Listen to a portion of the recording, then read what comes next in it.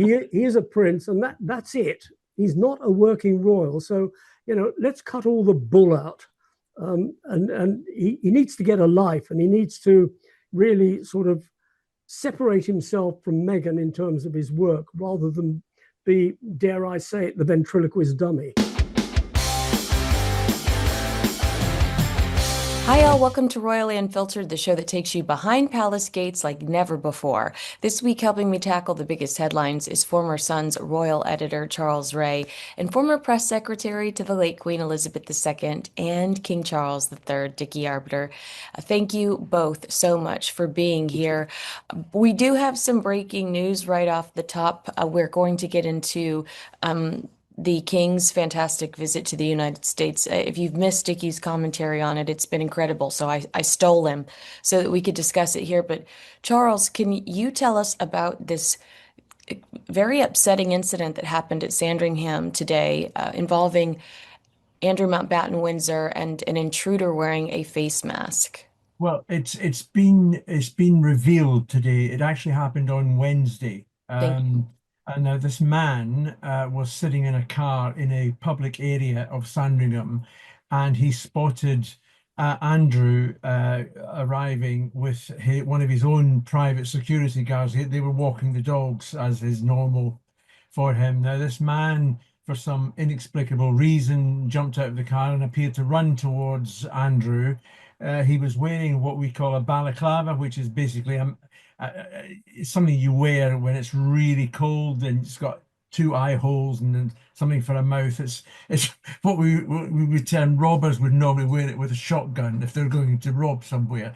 Anyway, there was some sort of confrontation, which didn't last above a few seconds. Andrew was quickly taken away by the security guard, drove away. The man did try to chase after the car, we were being told, the vehicle, and it obviously didn't catch up to him. Now, that man has since been arrested and is being questioned on a public order, what we would call a public order offence, which could be threatening behaviour. He's also being looked at. It is believed that he was carrying some sort of offensive weapon. Now, what that offensive weapon is, whether it was something, a knife, a gun, or anything like that, we are not sure, or whether it was just a walking stick. We haven't got a clue. Now, clearly, this man was shouting something at Andrew, and that's as far as we know. Dickie, this is concerning in my opinion, because we just had the shooting at the White House Correspondents' Dinner. We heard the King talk about how, violence was just completely unacceptable. Multiple times he mentioned that. Scary times we're living in. They are scary times. And when you think of what happened to the White House Correspondents' Dinner, it was a public hotel, Hilton Hotel in Washington. Anybody got access. It seems to me that security was a bit lax there. I think the problem, what you find with Sandringham, and Charlie will attest to this, there's a lot of public right of way. The public are allowed onto the estate for leisure activities, to walk, to cycle, and what have you. And it's very easy. And if Andrew had strayed into a public area, yes, he's going to be confronted by some nutter who wants to have a go at him. Charlie was saying, wearing a balaclava. It's the sort of thing that the SAS wear, Special Air Service, where when they, for example, in the 1980s, when they raided the Iranian embassy in London that had been taken over by terrorists, they wear these things to conceal their identity. So it's obvious that there is something wrong with the man, and the police will determine what is wrong when they've questioned him. But, as to whether Andrew was in danger, we weren't there. We don't know what happened. But it is pretty scary when somebody does suddenly run out at you wearing a balaclava, concealing his identity. That, yes, you're going to run off. Fortunately, he had security with him and was whisked away pretty quickly. Just one last thing to add is that this man, the man who was arrested, it's just dropped that he was also seen being annoying in the village of Sandringham. Nothing to do with Andrew or any other members of the royal family, but there was some other issue happening in the actual village. Now, whether that meant he was shouting at various people or whatever, we don't know. We'll have to wait and see what the police statement says, and I doubt very much if we'll get much more than that till later this evening. Yeah, it sounds like we might be dealing with mental health issues, which is always very Well, unpredictable, very, that's very upsetting. All right, let's head over to some more uplifting news. King Charles and Queen Camilla completed a successful 4-day state visit to the United States, marking the King's first trip as monarch and the 250th anniversary of American independence. Highlights included a White House state dinner with President Trump, a rare address to Congress, and a very moving moment at the 9/11 memorial visit, aiming to repair strained U.S. and UK relations. Dickie, I've heard you talk about this a couple of times, and it seems like you think that they really hit this out of the ballpark, that this was one of the best, probably, royal tours of King Charles's reign. Yeah, it probably was. I mean, when you look at the two men, they're complete opposites. Charles is very refined. He's an intellectual. He's well read. Everything that President Trump isn't, and yet they seem to get on very well. And if you looked at the ceremony at the White House on the arrival ceremony pageantry, that it was Charles was doing all the initiating in terms of conversation. Trump was having a go, but it was Charles that was actually talking to Trump. And they just seemed very relaxed in each other's company. And yet, Charles, in front of Congress, was able to call the president into account, which Trump obviously took it on the chin and didn't hold it against Charles. He was also able to, at the state dinner, to rebuke the president for suggesting that had the Americans not gone into Europe in the Second World War, we'd all be speaking Germans. He reminded him that had the Brits not gone into America in 1798, I think it was, that the Americans would all be speaking French. So there was a lot of friendly banter going on. And in his Congress speech, he rebuked the president for criticizing the Royal Navy, which Charles had served in for a number of years, very, very effectively and efficiently. He rebuked him for his criticism of NATO.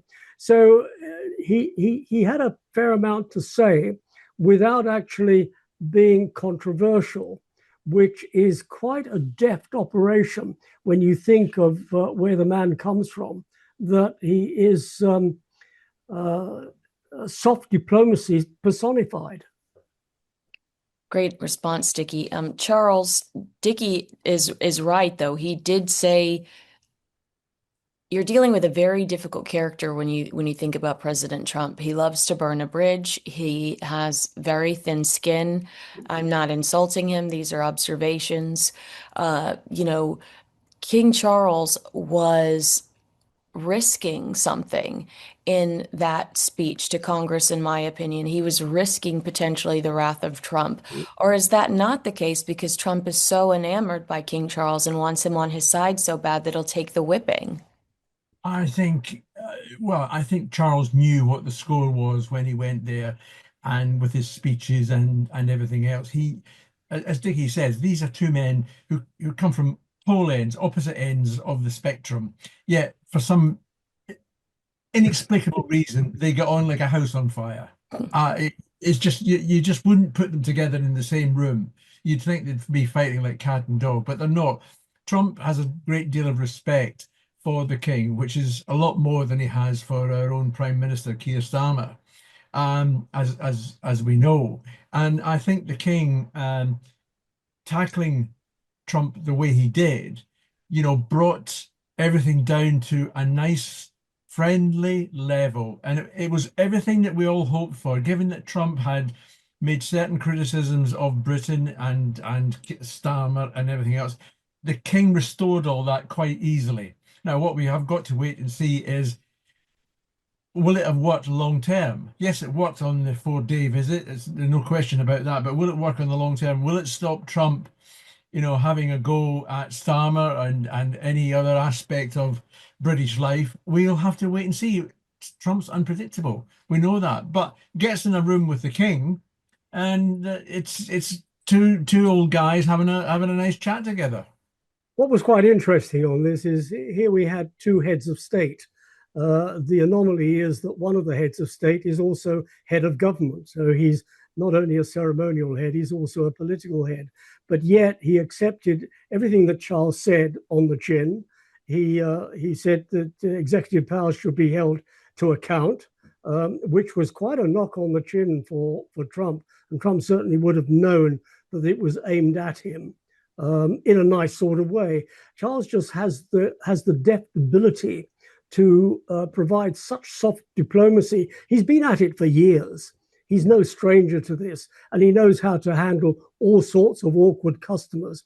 And at the end of the 4 days, he literally had Trump eating out of his hands. And let's not forget, Dickie, that he learnt his trade, his craft, his diplomatic trade and craft from probably one of the best teachers that the world has ever seen.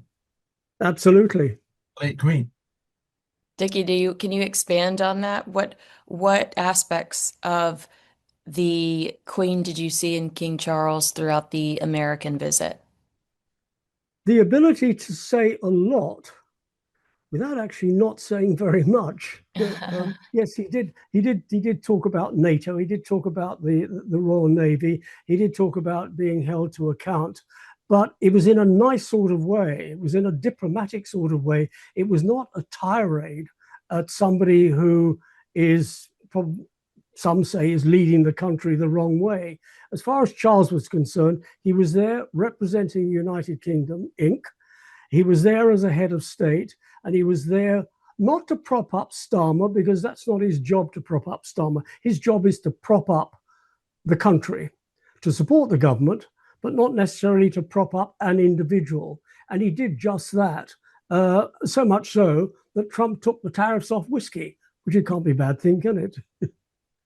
Charles, what was the highlight of the trip for you? Was there a specific speech or a specific line or moment that stood out to you?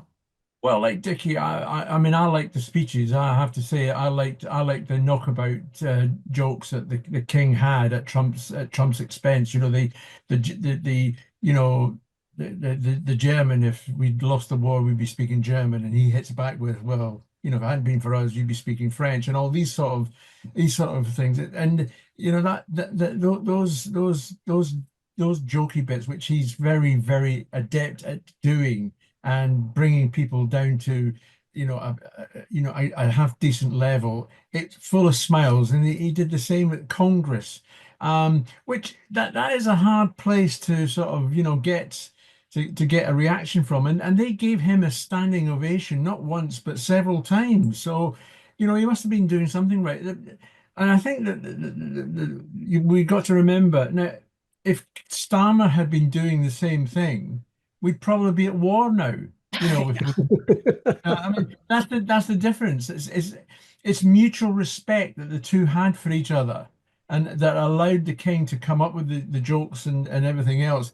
And Trump took it in good stead, which surprised me he took it that well. But he did. He took it very well. You can't knock him for that. Not at all.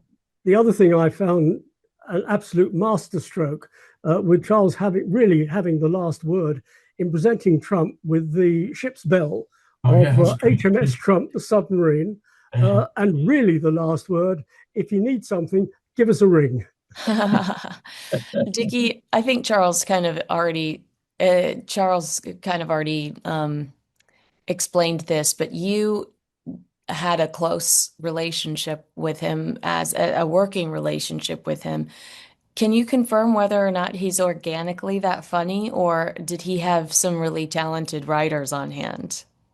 Oh no, he's organically funny. We used to have a show in the United Kingdom, particularly on radio. It was called The Goon Show. It's zany. It's a bit like The Life of Brian, that sort of thing.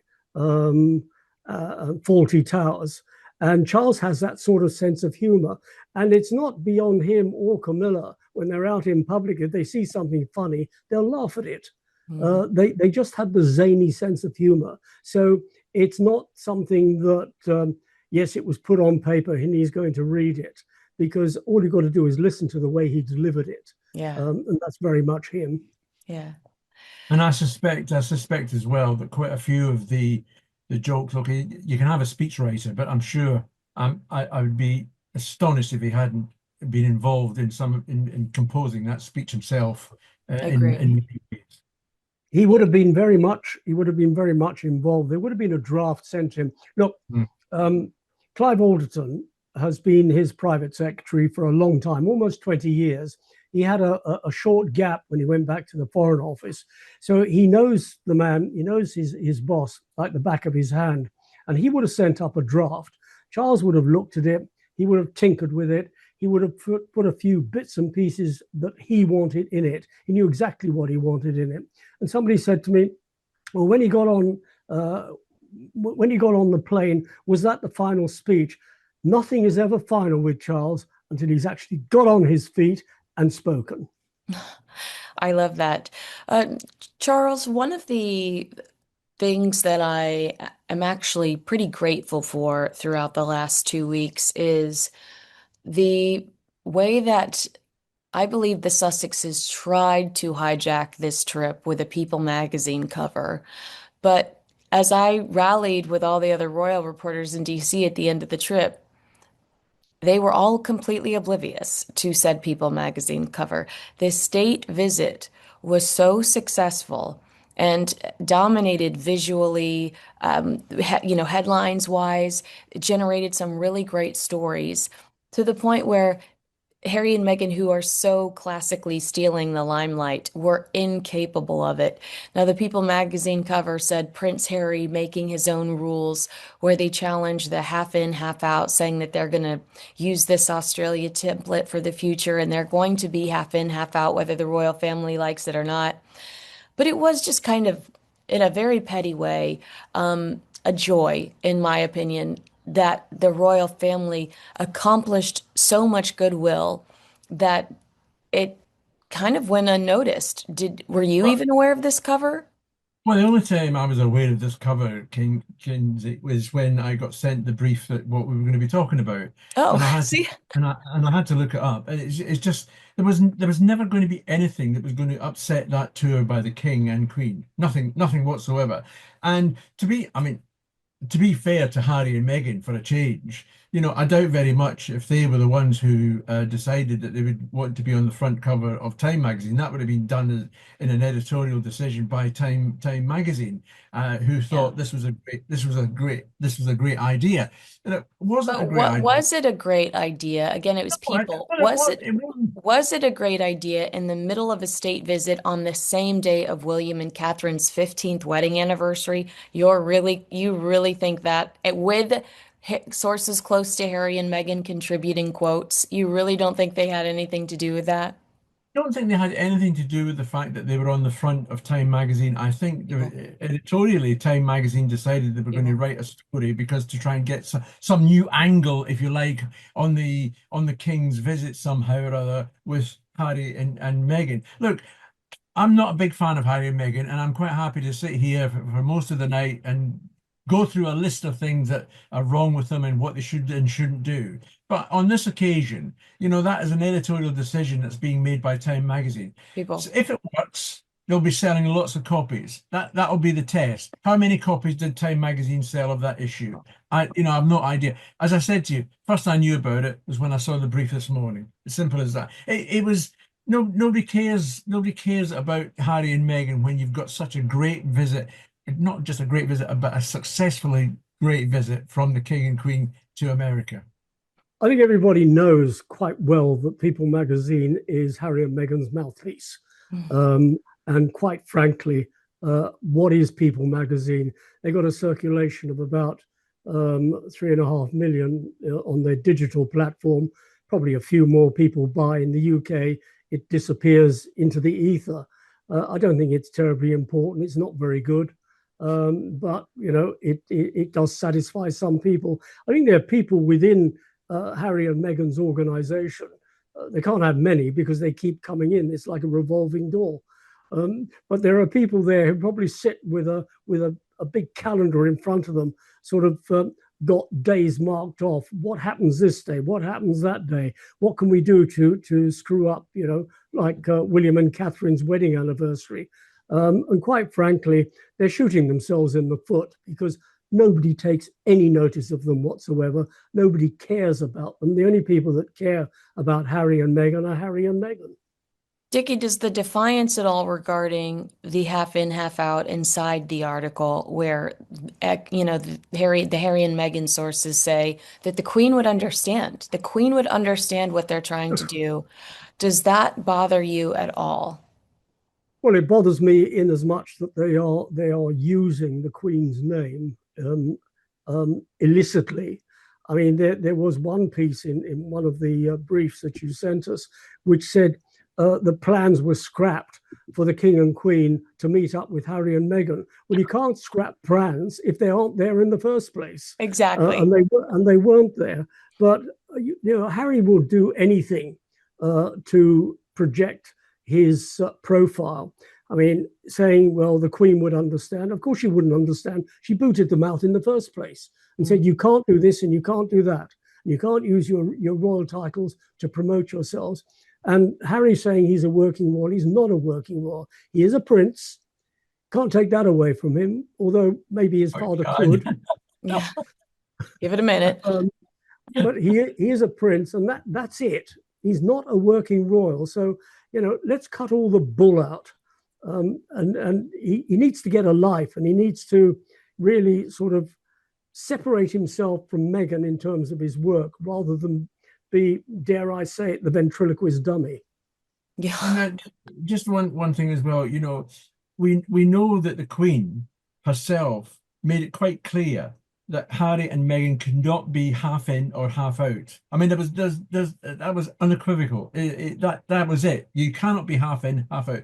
Now he's now using that. This is what annoys me about it. He's now using that. The Queen will understand because I can be, if you like. You may not have used the phrase half in and half not. I'm still a working royal. Well, he as you rightly say, Dickie, he isn't a working royal. He is Harry Sussex, a private citizen. Well, he's a private citizen, and he's doing all sorts of things, but he's still got to hang on and use the royal family for his own ends and Meghan's own ends.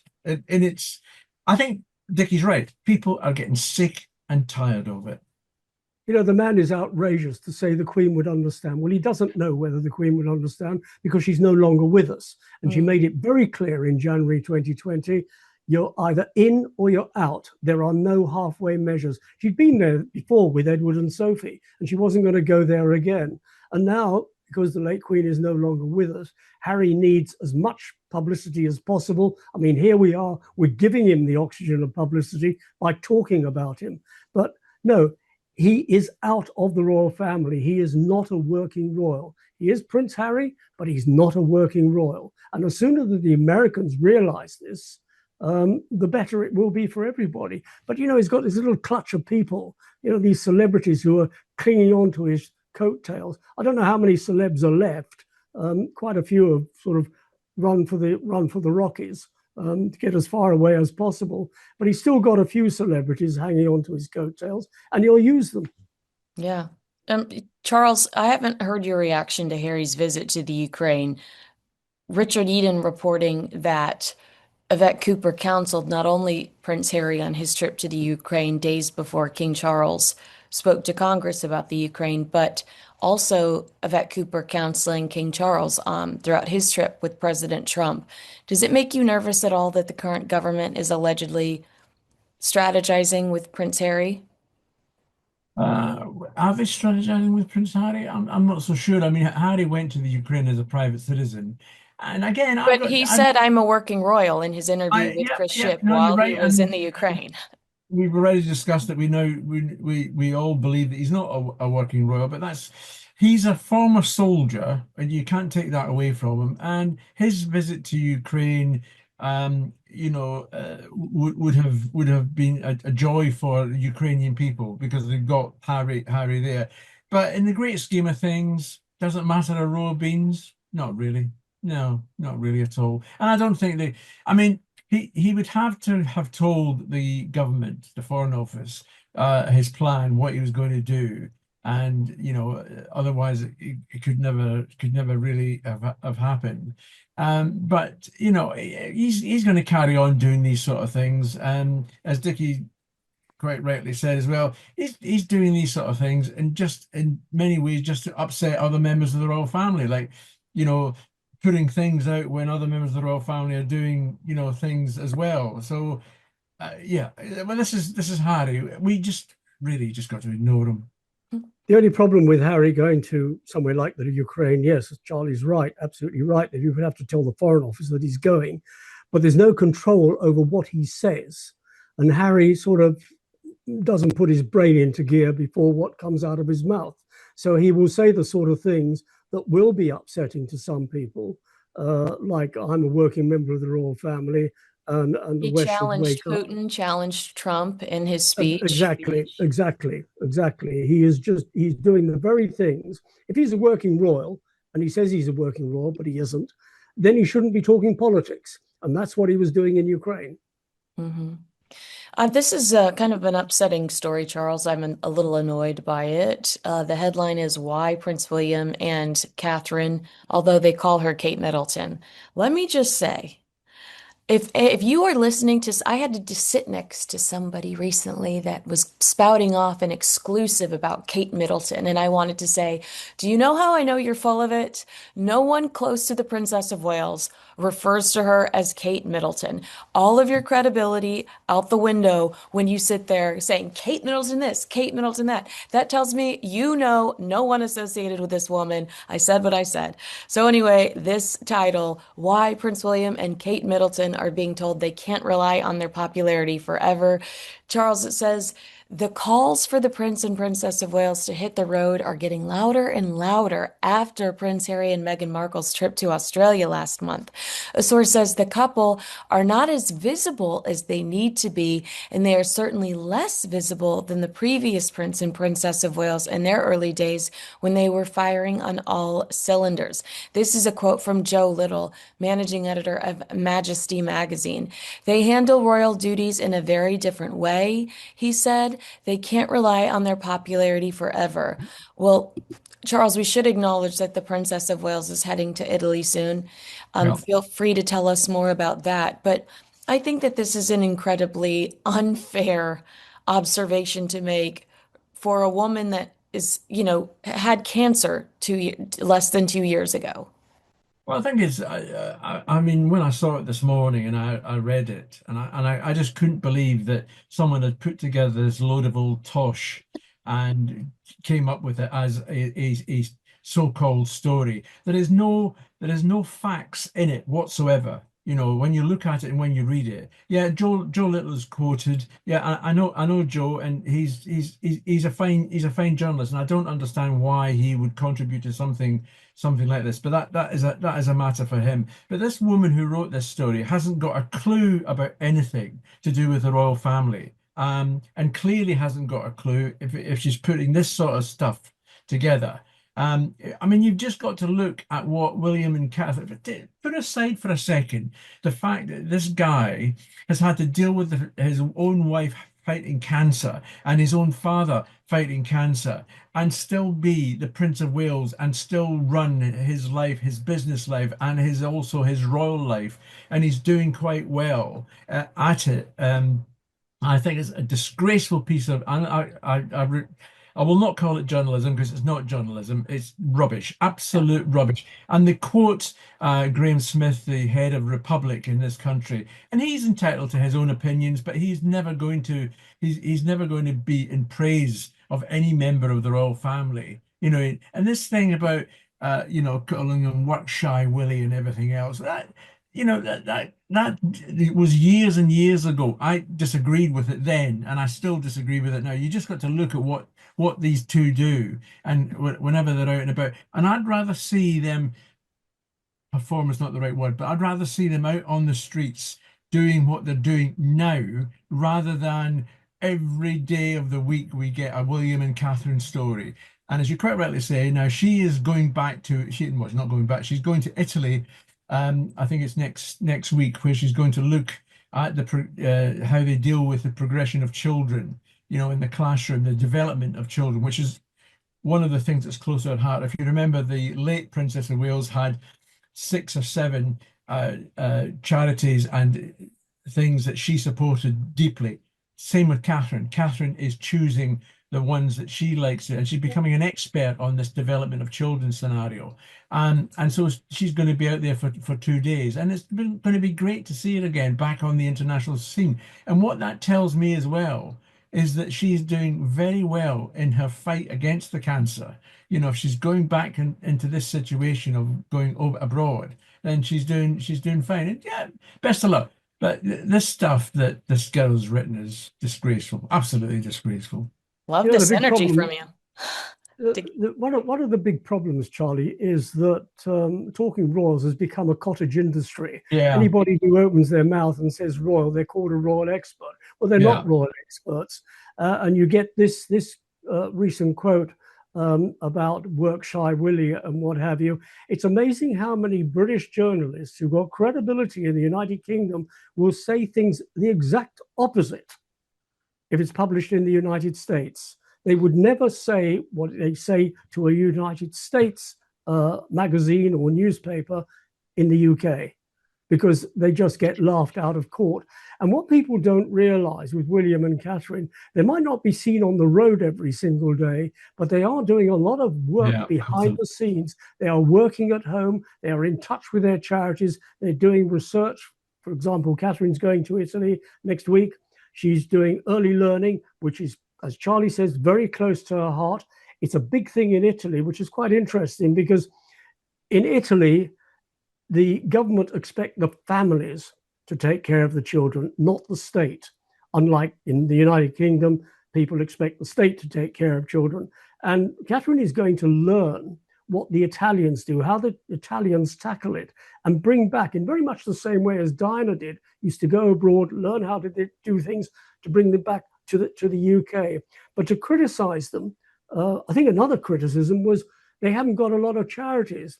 Well, the Queen had 600 charities at one stage.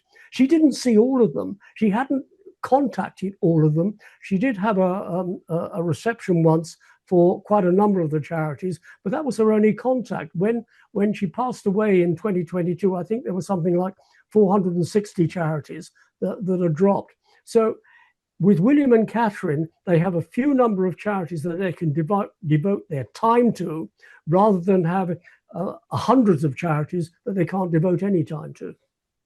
Yeah, I mean, we are confident in their expertise in these arenas because they have narrowed it down to campaigns that they're incredibly passionate about, and then they invest the time that they do have in learning everything they can about this. I mean, with Catherine, she's constantly pulling out statistics, graphs, the research that they're privately doing. She's sharing that with the world. So we are a lot more confident in their expertise on the subjects because they're not stretching themselves so thin, which I think is important to their legacies. And I also love the way Prince William will tell you he surrounds himself with people that are smarter than him in that arena. So he'll say, I love, this is my expert from such and such homeless shelter. This is the doctor we have. This is the architect we have on board regarding this homeless initiative. He never wants to be the smartest person in the room, which I think is a very humble and genuine quality. Kind of in the same boat, an odd story out of America again. This is Us Weekly. What pushed the Princess of Wales to her limits with Prince Harry?